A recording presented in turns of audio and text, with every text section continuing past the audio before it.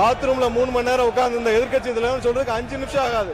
உட்காரணும். மாண்புமிகு நம்ம கரூர் கம்பெனி மன்னிக்கணும், கரூர் முன்னாள் சட்டமன்ற உறுப்பினர் திரு சந்திரமன்ற உறுப்பினர் மாண்புமிகு பாத்ரூம்ல 3 மணி நேரம் உட்கார்ந்து இந்த எதிர்க்கட்சி தலைவர் நான் சொன்னா பாத்ரூம்ல 3 மணி எவ்வளவு நேரம்? 5 நிமிஷம் ஆகுமா? உட்காரணும். எல்லாருக்கும் பேச தெரியும். உட்காருங்க. பாத்ரூம்ல 3 மணி நேரம் உட்கார்ந்து இந்த எதிர்க்கட்சி தலைவர் சொல்றதுக்கு 5 நிமிஷம் ஆகாது. உட்காரணும். என்ன பேசணுமோ இதெல்லாம் தேவையில்லாத வார்த்தைகளை பேசினால் எங்களுக்கும் பேச தெரியும். தேவையில்லாத வார்த்தைகளை பேசினால் எங்களுக்கும் பேச தெரியும். என்னவோ அதுதான் பேசணும். நான் திருப்பி பதிவு பண்றேன். இந்த மாதிரி எல்லாரும் எந்திரிச்சா நாங்க எந்திரிச்சா இந்த அவை நடக்காது. எல்லாரையும் உட்கார சொல்லுங்க. எல்லாரையும் உட்கார சொல்லுங்க. சூப்பரா இருக்கு அம்மா, எனக்கு இதோட சீக்கிரம் தெரியும். Chocolate sweetened condensed milk from Milky Mist. Aachi Masala. எந்த சமையலும் ருசி தேடும் ரகசியம் 20 ரூபாய். அதாவது கடந்த 2 மாதங்களாக நிறைய ஒரு 3,70,000 கனெக்ஷன்ஸ் வந்து நம்ம ரீஅசஸ்மென்ட் பண்ணிட்டு இருக்கோம். அது குறித்து அவர் சொல்லியிருந்தார். அதாவது இது குறித்து சமூக வலைதளங்களில் ஒரு சில இதில் வந்து பார்த்தப்ப நிறைய இடத்துல வந்து அதிகப்படியாக எங்களுக்கு மின் கட்டணங்கள் வந்துள்ளதுன்ற சமூக ஊடகங்களில் ஒரு சில இடங்களுக்கு வந்தது. ஸோ அதற்கப்புறம் இது என்னன்னு விசாரிக்கணும். ஏன்னா பொது தளங்களில் வந்துட்டே இருக்குன்னு சொல்லிட்டு மின்சார வாரியம் தானாக முன் வந்து ஒரு அதிகப்படியாக போன வருஷத்திற்கும் அதுக்கு முந்தின வருஷத்தோட கம்பாரிசனை பார்த்து நம்ம தானாக முன் வந்து ஒரு 3,70,000 கனெக்ஷன்ஸ், எதெல்லாம் வந்து 3 மடங்கு 4 மடங்கு அதிகப்படியாக கட்டணங்கள் போன ஆண்டை கம்பேர் பண்ணுறப்போ வந்திருக்கோ அவங்களுக்கு வந்து நான் தானாக முன் வந்து நம்ம ரீஅசஸ்மெண்ட் பண்ணலாம்னு சொல்லிட்டு சுமார் 3,70,000 கனெக்ஷன்ஸை ரீஅசஸ்மெண்ட் பண்ணோம். அது சம்மந்தப்பட்ட சுற்றறிக்கை தான் அவர் குறிப்பிட்ட சுற்றறிக்கை. அது தானாக முன் வந்து அது குறித்து கூட திமுகவின் தலைவர் வந்து இல்லை கம்ப்ளைண்ட் வந்ததுன்னு சொன்னால் அதுதான் நான் கிளாரிஃபை பண்ணியிருந்தேன். எந்த கம்ப்ளைண்ட் 3,70,000 கம்ப்ளைண்ட் வரல. மின்சார வாரியம் தானாக முன் வந்து அந்த அசஸ்மெண்ட் பண்ணோம். ஸோ அந்த அசஸ்மெண்ட் அடிப்படையில் கடைசியில் பார்த்தீங்கன்னா சுமார் 2,719 மட்டும்தான் மிஸ்மேட்ச். அப்போ நம்ம பண்ண எல்லா 3,70,000 எல்லாத்தையும் கம்ப்ளீட் பண்ணுறப்ப 2,719 தான் மிஸ்மேட்ச். அதுவும் எதனாலன்னு பார்த்தீங்கன்னா meter defect 1,350, wrong meter reading அது வந்து அங்கே போகிறப்ப மேனுவலாக நடக்கிற ராங் மீட்டர் ரீடிங்கில் 1,369. இது வந்து எல்லா காலகட்டங்களிலும் ஒரு 0.5 to 6% அது வந்து நடக்கக்கூடிய விஷயங்கள் தான். ஆனால் எதனால இவ்வளோ வேரியேஷன் மக்கள் இவ்வளோ வேரியேஷனை பார்க்குறாங்க அப்படின்னு நம்ம திரும்ப அசஸ் பண்ணப்போ கடந்த மாதங்களில் அதாவது டேபிள் ரீடிங் என்ற ஒன்றை வந்து கடந்த காலங்களில் அவங்களாம் ஃபாலோ பண்ணிட்டு வந்திருக்காங்க.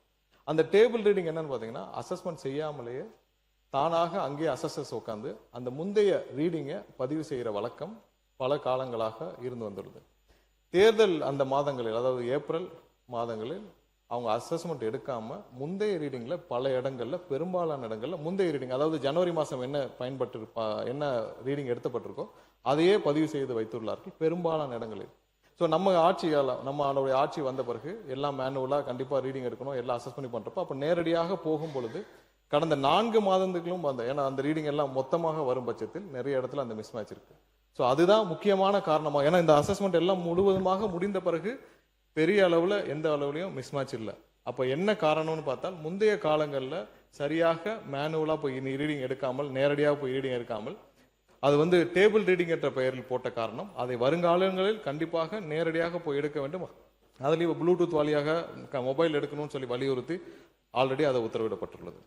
அடுத்த கட்டமாக நிறைய இடத்துல மின்சார தட்டுப்பாடு இருக்குன்னு சொல்லியிருக்கிறார். அதுக்கான தளவாடங்கள் இல்லைன்னு சொல்லியிருக்கிறார். நம்ம அதுக்கு முன்னாடி ஒரு விஷயம் மட்டும் இந்த மின்சார வாரியம் கடந்த 5 ஆண்டுகளில் பட்ட பாடு நம்ம ஒரு நிமிஷம் விளக்கணும்னு காட்டுறோம். அதாவது நம்ம மாண்புமிகு நம்ம கரூர் கம்பெனி மன்னிக்கணும் கரூர் முன்னாள் சட்டமன்ற உறுப்பினர் திரு சந்திரமன்ற உறுப்பினர், கோயம்புத்தூர் சட்டமன்ற உறுப்பினர் கரூர் சட்டமன்ற உறுப்பினர் நினைச்சேன் கோயம்புத்தூர் சட்டமன்ற உறுப்பினர் அவர் தான் 2021 உட்காருங்க 2021 இந்த துறைக்கு உட்காருங்க அதான் சொல்லிட்டு இருக்காங்க 2021 அண்ணா அவை முன்னவர் 2021 உட்காருங்க 2021 அமைச்சராக இருந்தார். அதான் நான் தான் திருத்திக்கிறேன்னு சொல்றேன். அமைச்சராக இருந்தார். இல்ல எல்லாத்துக்கும் எதிர்கட்சி தலைவர் சொன்னது நீக்கிட்டீங்களா? அவர் சொன்னது நீக்கிட்டீங்களா தலைவரே? இல்ல எதிர்கட்சி எனக்கு பேச மாண்புமிகு சங்கி அமைச்சர் மன்னிக்கணும் மாண்புமிகு எரிசக்தி துறை அமைச்சர் அவர்கள் பேச இல்ல மாண்புமிகு பாத்ரூம்ல நீக்கிட்டீங்களா? மாண்புமிகு பாத்ரூம்ல 3 மணி நேரம் உட்கார்ந்து இந்த எதிர்க்கட்சி தலைவர் நான் சொன்னா எவ்வளவு பாத்ரூம்ல 3 மணி எவ்வளவு நேரம்? 5 நிமிஷம் ஆகுமா? உட்காரணும். எல்லாருக்கும் பேச தெரியும், எல்லாருக்கும் பேச தெரியும். உட்காருங்க. பாத்ரூம்ல 3 மணி நேரம் உட்கார்ந்து இந்த எதிர்க்கட்சி தலைவர் சொல்றதுக்கு 5 நிமிஷம் ஆகாது. உட்காரணும். என்ன பேசணுமோ இதெல்லாம் தேவையில்லாத வார்த்தைகளை பேசினால் எங்களுக்கும் பேச தெரியும், எங்களுக்கும் பேச தெரியும், எங்களுக்கும் பேச தெரியும். தேவையில்லாத வார்த்தைகளை பேசினால் எங்களுக்கும் பேச தெரியும்.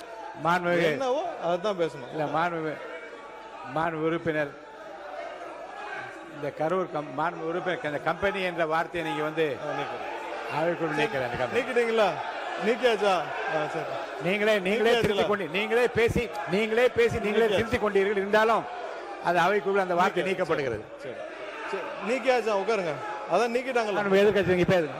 மாண்பு எதிர்க்கட்சி தலைவர் உட்காருங்க. மாண்பு எதிர்க்கட்சி தலைவர் உட்காருங்க. மாண்பு எதிர்க்கட்சி தலைவர் நீங்களா உட்காருங்க. நீங்களா உட்காருங்க. அந்த பதார் அவரை உட்காருங்க.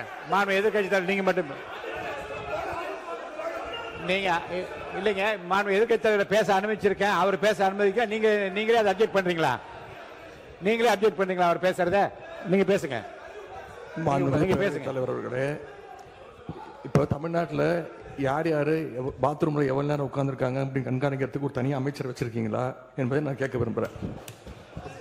மாண்புமிகு பொதுப்பணித்துறை அமைச்சர் அவர்கள். பேரவைத் தலைவர் அவர்களே, இந்த விவாதம் மானிய கோரிக்கைக்கான விவாதம்னு எல்லாருக்கும் தெரியும். பேச விடுங்க.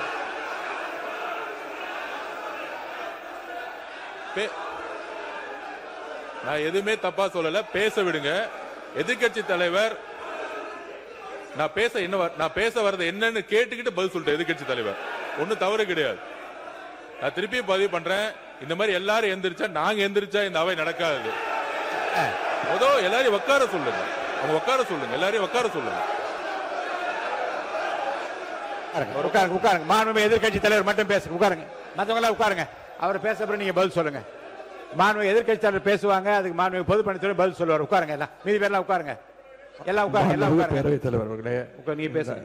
எங்களுடைய சட்டமன்ற உறுப்பினர் முன்னாள் அமைச்சர் அவர்கள் இந்த மானிய கோரிக்கைகளை தெளிவாக புள்ளிவிவரங்களோட பேசிக்கிட்டு இருந்தார். தவறான வார்த்தைகளை முதல்ல பேசுறது யார் என்பது உங்களுக்கு தெரியும்.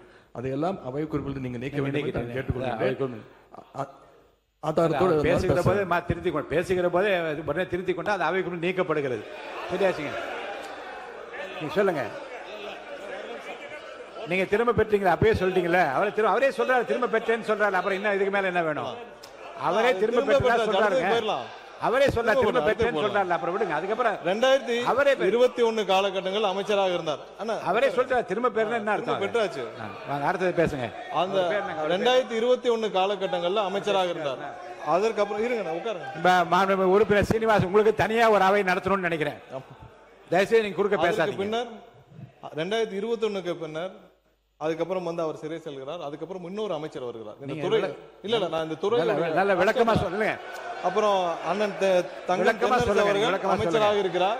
அதற்கப்புறம் வந்து மறுபடியும் இன்னொரு அமைச்சர் திரும்பவும் அமைச்சராகிறார். ஏன்னா இந்த துறையில 4 அமைச்சர்கள் போன 5 வருஷத்துல இந்த துறையில 4 அமைச்சர்கள் மாற்றப்படுகிறார்கள். கடைசியாக திரு சிவசங்கரன் அண்ணன் சிவசங்கரன் அவர்கள் வந்து அமைச்சராக இருக்கிறார். இந்த மாதிரி இந்த துறைக்கு 4 அமைச்சர்கள் மாற்றப்படுகிறார். அந்த 4 அமைச்சர்கள் மாற்றப்பட்ட 4 முறை அமைச்சரவை மாற்றம் நடக்குது இந்த துறைக்கு மட்டும். அதுல என்ன நடக்குதுன்னு பாத்தீங்கன்னா, எல்லா வருடமும் அதாவது ஒவ்வொரு வருட காலகட்டத்திலையும் பாத்தீங்கன்னா, இப்ப சொல்றோமே நம்ம ஆட்கள் பற்றாக்குறை எல்லாமே சொல்லி வரோமே, இந்த துறைக்கு மட்டும் அதாவது 2016 நான் அதுக்கு முந்தைய ஆண்டுகாலம் மட்டும் ஒரு கம்பேரிசன் சொல்றேன். 2016 2021 ஆண்டு காலத்துல மட்டும் நம்ம மொத்தமாக இங்க ஆட்கள் வேலைக்கு எடுத்தது வந்து 9613 பேர். அதே இதுல இந்த 2021 26 காலகட்டத்தில் வந்து 343 பேர் மட்டும்தான் வேலைக்கு ஆளுகிறதுக்கு எடுக்கப்பட்டது இந்த துறைக்கு. அது ஒரு மிகப்பெரிய, ஏன்னா 15,000 பேர்கிட்ட 10,000 பேர்கிட்ட நம்ம வந்து ரிட்டையர்மெண்ட் ஆகிற இடத்துல 343 பேர் மட்டும்தான். இது மிகப்பெரிய ஒரு பற்றாக்குறை.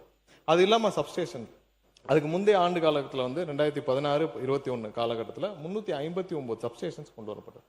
அதுல இந்த ஆண்டு காலம் இதை 2021-26 வந்து 122. ஸோ இது மாதிரியான இன்ஃப்ராஸ்ட்ரக்சர் லெவல்ல பெரிய அளவிலான எந்த மாற்றங்களும் பெரிய மாற்றங்களும் செய்யப்படவில்லை. ஸோ அதே காலகட்டத்தில் நீங்கள் ஒன்றும் இல்லை, இப்போ தளவாடங்களை பற்றி சொல்லியிருந்தார். எவ்வளோ தளவாடங்கள், அதாவது நாங்கள் டிரான்ஸ்ஃபார்மர்லாம் நிறைய வாங்கணும், இந்த வார காலகட்டத்தில் நிறைய தளவாடங்கள் தேவைப்படும்னு.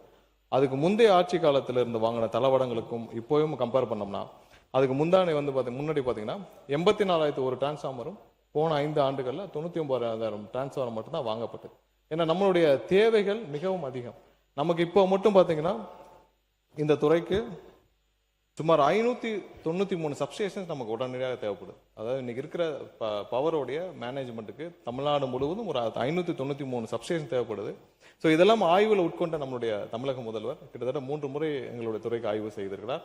அதில் ஆய்வுக்கு உட்கொண்டு இந்த வருடம் மட்டும் உடனடியாக 209 சப்ஸ்டேஷன்ஸை வந்து அப்ரூவ் பண்ணி அதை உடனடியாக நிறுவ வேண்டும் என்று கூறியிருக்கிறார்.